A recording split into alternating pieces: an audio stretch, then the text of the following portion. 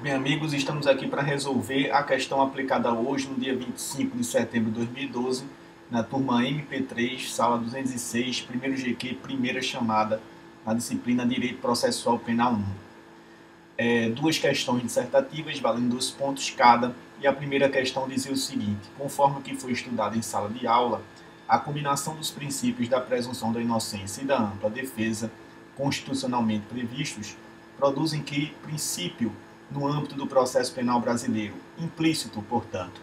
Então, era para você se referir, nessa primeira questão, ao princípio de que ninguém é obrigado a produzir prova contra si mesmo. Um princípio que não tem, na verdade, uma base constitucional explícita, mas é apenas previsto implicitamente e justamente porque extraído da junção desses dois princípios aqui mencionados, não apenas a presunção da inocência e também o princípio da ampla defesa, o princípio do nemo tenetur si detegere, na expressão em latim, que você não era, claro, obrigado a colocar, mas enfim, se colocou ótimo, melhor ainda, mas basicamente é você dizer que esse princípio aqui seria justamente o princípio de que ninguém é obrigado a produzir provas contra si e justificar esse princípio, portanto, para você obter os 2 pontos desse quesito. O segundo quesito foi um quesito que pegou muita gente nessa prova, inclusive. Ele diz o seguinte: podem ser aplicadas as regras do Código de Processo Penal aos crimes cometidos por meio de imprensa? Justifique. Então, muita gente fazendo referência ao artigo 1º, inciso 5 do Código de Processo Penal, justificou que as regras, nesse caso do Código de Processo, poderiam ser aplicadas de forma subsidiária aos crimes de imprensa, em virtude da presença de uma legislação especial a esse respeito. Vejam só, está errado. A lei de imprensa realmente era a lei 5250 de 67, ela tratava dos crimes cometidos por meio de imprensa, e por isso que ela era uma norma principal, era uma lei especial e, consequentemente, a norma principal para disciplinar a matéria referente ao direito material e também processual no que dizia respeito aos crimes de imprensa. Acontece que esse artigo 1º, inciso 5, você pode desconsiderá-lo em virtude do que o Supremo Tribunal entendeu numa ADPF, uma ação de descumprimento de preceito fundamental, ADPF número 130. Nessa ADPF, o Supremo entendeu que a lei de imprensa ela não foi recepcionada pela Constituição Federal, ou seja, ela foi revogada pela Constituição Federal, consequentemente, todo crime praticado por meio de imprensa se submete à disciplina própria, não apenas do Código Penal comum, mas também às regras gerais do Código de Processo Penal, não havendo nenhum tratamento especial para os crimes cometidos por meio de imprensa, os chamados crimes de imprensa. Então era para isso que você deveria ter feito referência a esse entendimento do Supremo e ter dito que o Código de Processo Penal se aplica na íntegra, em virtude de não mais você poder aplicar essa regra específica do artigo 1º, inciso 5 do Código de Processo Penal. Então, agora as questões objetivas da prova. Um ponto por questão. A primeira questão é a questão número 3, vamos resolvê-la aqui, portanto. Vamos lá. Com relação à aplicação da Lei Processual Penal, faltou um L aqui, no tempo, no espaço, em relação às pessoas, julgue os itens a seguir. 1. Em caso de leis processuais penais híbridas, o juiz deve cindir, no caso, dividir o conteúdo das regras, aplicando imediatamente o conteúdo processual penal e fazendo retroagir o conteúdo de direito material, desde que mais benéfico ao acusado. Falso. O juiz não pode, portanto, fazer essa cisão de regra, formando uma terceira regra, que não é, inclusive, que não foi prevista pelo poder competente para tal, que era o poder legislativo. Quando a gente tiver uma situação de norma penal híbrida, que é, ao mesmo tempo, natureza penal material e processual, a solução da controvérsia deve se dar pela conduta do magistrado de isolar, portanto, a parte material da regra. Verificar se essa parte material da norma mista ela é melhor ou pior para o acusado. Se for melhor, retroage aplicando-se aos fatos cometidos anteriormente ao início de sua vigência. Se for pior, a norma toda não vai ser aplicada. Então, o que determina a possibilidade de aplicação da norma mista ou norma híbrida é o seu conteúdo material. é ele que vai determinar se a norma toda, até na sua parte processual, se aplica ou não aos fatos cometidos anteriormente ao início de sua vigência, portanto, certo? Então, esse item 1 você deveria ter julgado como item falso. Item 2, a lei processual penal não se submete ao princípio da retroatividade in melius, devendo ter incidência imediata sobre todos os processos em andamento, independentemente de o crime haver sido cometido antes ou depois de sua vigência, ou de a inovação ser mais benéfica ou prejudicial. Certíssimo, né? Esse item você vai julgar, portanto, como verdadeiro, em virtude do que dispõe o próprio artigo 2º, que é o princípio da imediatidade. Essa análise de ser melhor a norma, de ser pior, você faz para quando a norma tem natureza material, mas não como a norma tem natureza processual, em virtude do princípio da imediatidade, tratado no artigo 2º do Código de Processo Penal, certo? Então, verdadeiro, item 2. Item 3. No processamento e julgamento das infrações penais definidas na lei, assim como nos recursos e nas execuções que lhes digam respeito, são aplicados subsidiariamente o Código de Processo Penal e a Lei de Execução Penal, tranquilamente.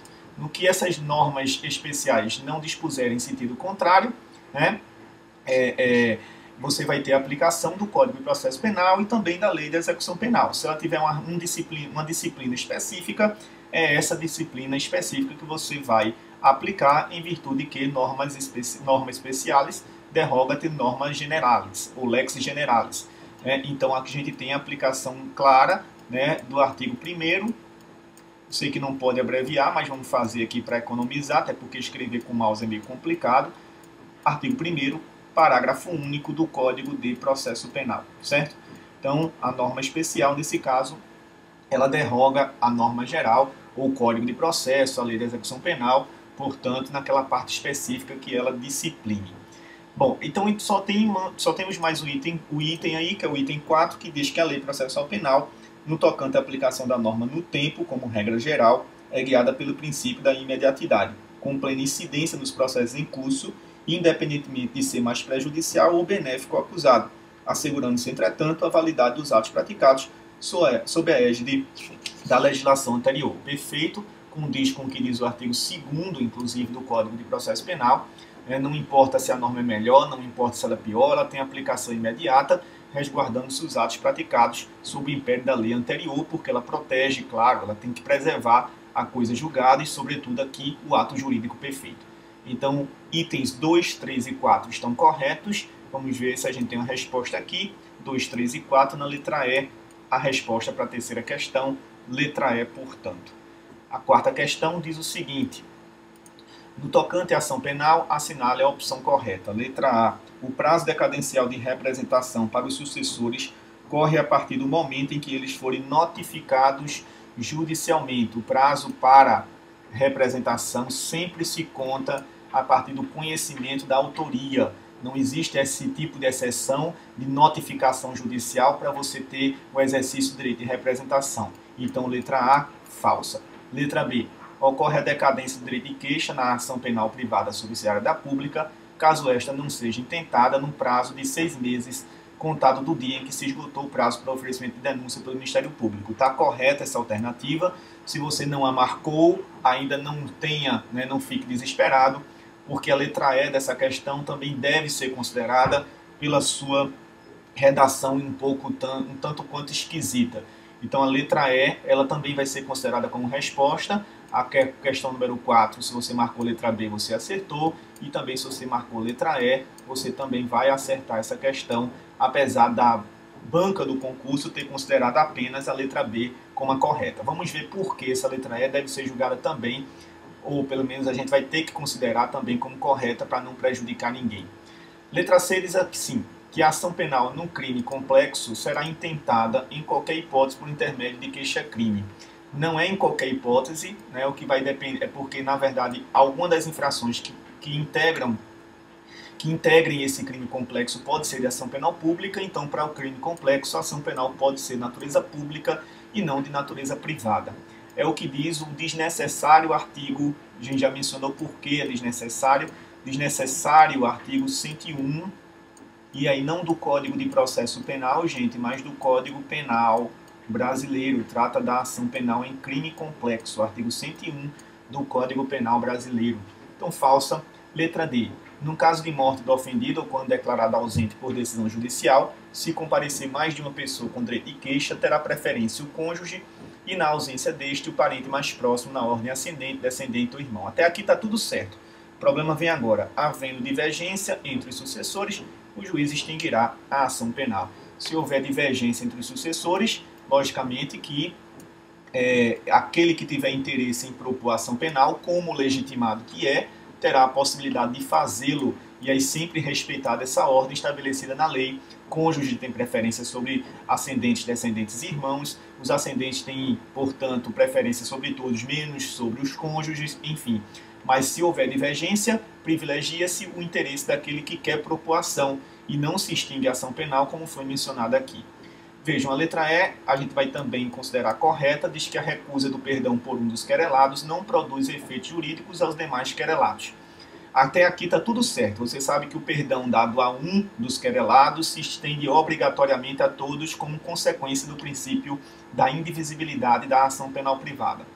Acontece que a recusa do perdão por um dos querelados não vai produzir efeito nenhum em relação aos demais querelados. Apenas acontece que a extinção da punibilidade não ocorrerá em relação a esse que recusar o perdão.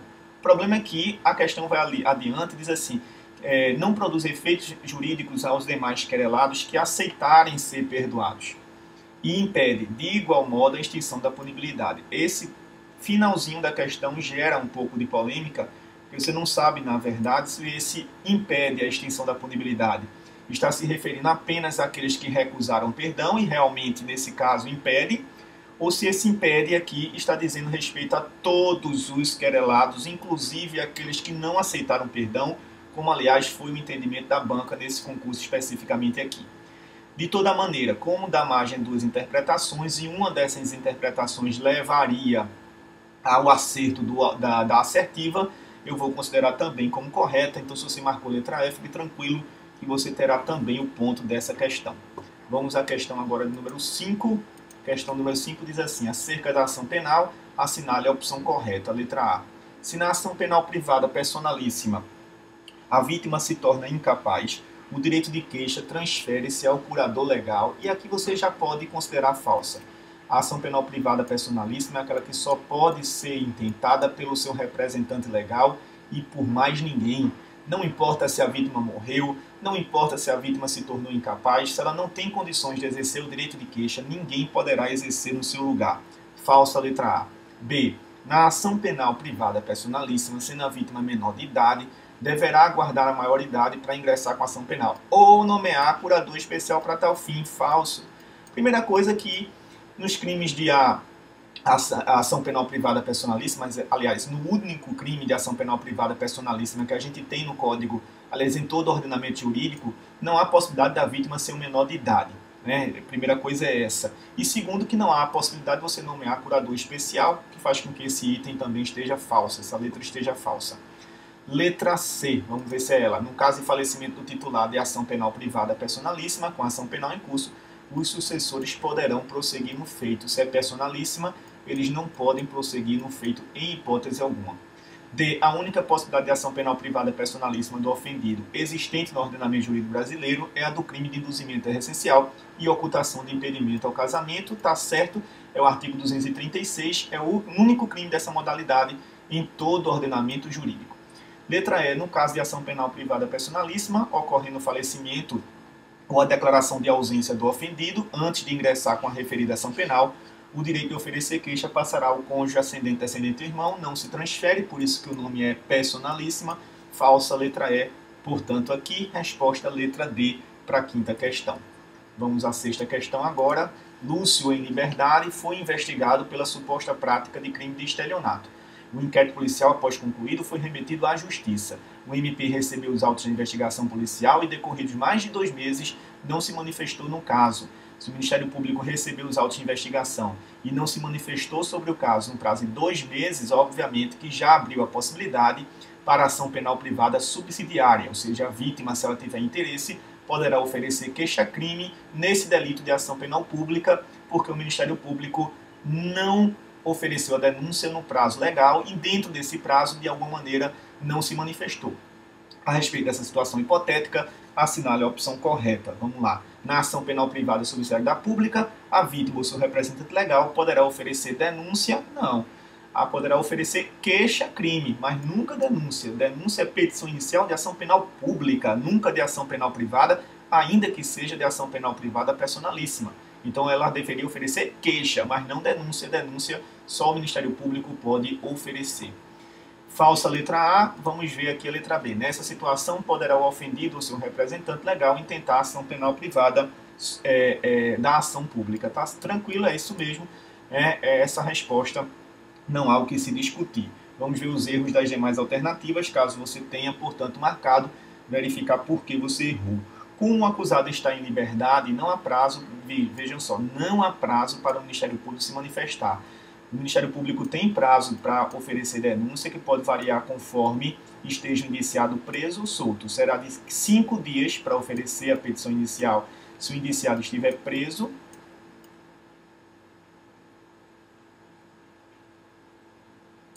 E terá 15 dias se o indiciado estiver solto. Vou abreviar aqui, estando solto 15 dias. Ele diz que não há prazo, então item 3 aqui, falso, portanto. Letra D. Caso o MP se manifeste pelo arquivamento do inquérito policial, poderá a vítima ou seu representante legal, discordando do posicionamento ministerial em relação ao fato, ofertar ação penal privada subsidiária. Então, se o Ministério Público se manifesta pelo arquivamento do inquérito policial, ele opinou sobre o caso, ele se manifestou, não poderá a vítima ou seu representante legal, mesmo que discorde dessa posição, ajuizar a ação penal privada subsidiária. A ação penal privada subsidiária só ocorre numa situação de negligência absoluta do órgão ministerial, que não aconteceu aqui, porque ele opinou pelo arquivamento do inquérito. Letra E. A ação penal privada subsidiária da pública somente poderá ser intentada nos crimes que são processados mediante ação penal pública condicionada. O problema é que diz que somente poderá ser intentada nos crimes de ação penal pública condicionada, e, na verdade, as hipóteses mais frequentes de ajuizamento desse tipo de ação são nos crimes de ação penal pública incondicionada, o que foi olvidado aqui pelo elaborador do quesito. Então, gente, aqui, falsa, a letra E, resposta de fato, letra B, para a sexta questão. Vamos agora para a sétima questão, penúltima da nossa prova, diz assim: com relação ao inquérito policial, julgue os itens a seguir. 1. É uma peça escrita preparatória da ação penal de natureza inquisitiva. Perfeito, correto. 2. É presidido pela autoridade policial da chamada polícia judiciária, pois atua em face do fato criminoso já ocorrido. Então, verdadeiro também é essa característica, aliás, desse tipo de polícia judiciária, que a difere, inclusive, da polícia chamada de polícia administrativa. Terceiro item, o item 1 e o item 2 já estão corretos. Terceiro item diz assim: sua finalidade investigatória objetiva dar elementos para a opinião delicto do órgão acusador de que a prova é suficiente do crime da autoria, para que a ação penal tenha justa causa. Para a ação penal, justa causa é o conjunto de elementos probatórios razoáveis sobre a existência do crime da autoria. Tranquilo, é isso que caracteriza a justa causa, e se esse suporte probatório que caracteriza a justa causa não estiver presente, o juiz pode até rejeitar, deve até rejeitar a petição inicial, nos termos do inciso 3 do artigo 395 do Código de Processo Penal. Então, 1, 2, 3 corretos. Vamos ver se os demais itens estão certos ou errados. Item 4. Embora não se apliquem à atividade nele desenvolvida os princípios da atividade jurisdicional, o inquérito encerra um juízo de formação de culpa. Veja, o inquérito encerra juízo de formação de culpa que se conclui com um veredito de possibilidade ou não da ação penal. O inquérito se conclui apenas com um relato do delegado de polícia, no sentido de ter encontrado ou não provas de uma infração penal, mas não sobre a possibilidade ou não de ação penal. Inclusive, o delegado de polícia pode entender que não há crime e o promotor de justiça, o representante do Ministério Público, para incluir aí o âmbito federal também, pode entender que é caso de oferecer denúncia e oferecer porque o entendimento do delegado não vincula o órgão ministerial. Falso, item 4. 5. É regido pelo princípio da não exclusividade, ou seja, no sistema brasileiro admite-se que mais de um órgão presida em função do princípio da primazia do interesse público. Veja, na verdade, a regra geral é de fato que o delegado de polícia deva presidir o inquérito policial. É a polícia judiciária que preside o inquérito, que tem o nome de policial justamente por isso. Então, o inquérito é policial porque é a polícia judiciária que o preside, tá? Então, falso item 5, 1, 2 e 3 é que estão corretos a gente tem aqui a resposta na letra A para essa penúltima questão, certo? Então, letra A, resposta para a sétima. A última questão é a oitava, né, também com itens que devem ser julgados. Item 1. As diligências no âmbito do inquérito policial serão realizadas por requisição do membro do Ministério Público ou pela conveniência da autoridade policial. Veja que ele nem incluiu aqui a possibilidade do juiz requisitar, como pode, determinadas diligências para o alcance da verdade real, não existindo previsão legal para que o ofendido ou o indiciado requeram diligências. Falso. Porque até o ofendido e o indiciado também podem requerer diligências, e isso está expresso no Código de Processo Penal, que você tinha em mãos quando você elaborou, aliás, quando você resolveu sua prova hoje, né, nesse dia aqui de dia 25, que é o artigo 14 do Código de Processo Penal. Se você não encontrou, tá logo no início do Código de Processo, o artigo 14, permitindo que o ofendido e o indiciado requeram diligências à autoridade que pode ou não determinar. Então, item 1 aqui, ó, falso, portanto. Itens 2 e 3. O item 2 diz que o inquérito policial não é indispensável à propositura da ação penal. Realmente não é.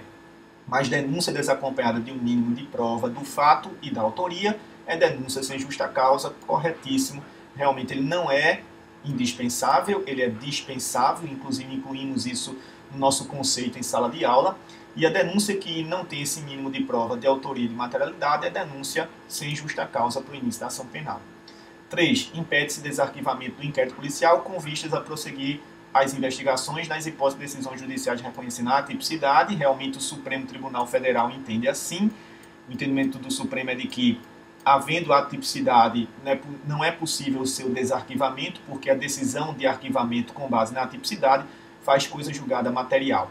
O problema é que ele coloca aqui presença de algum excludente de licitude, e o Supremo já reconheceu, né, colegiadamente, que a ausência de licitude da conduta, ou seja, a presença de algum excludente de licitude, quando é motivo ensejador do arquivamento do inquérito, não faz essa coisa julgada material, podendo haver desarquivamento caso haja novas provas. Falamos isso em sala de aula também. Então, item 3 falso, somente o item 2 é correto. Então, aqui a resposta para a última questão é letra A. Se você não foi bem, né, lembre que a gente ainda tem meio ponto para cada trabalho que foi realizado em sala de aula, totalizando 1 ponto aí caso você tenha feito os 2 trabalhos, ok? Qualquer coisa me procurem no meu e-mail, ricardojbgm@hotmail.com, ou então no próprio Facebook, galvão.ricardo, você me encontra lá, tá? E aí, na próxima semana, estaremos entregando essa avaliação para você verificar lá a sua nota definitiva. Forte abraço e até semana que vem.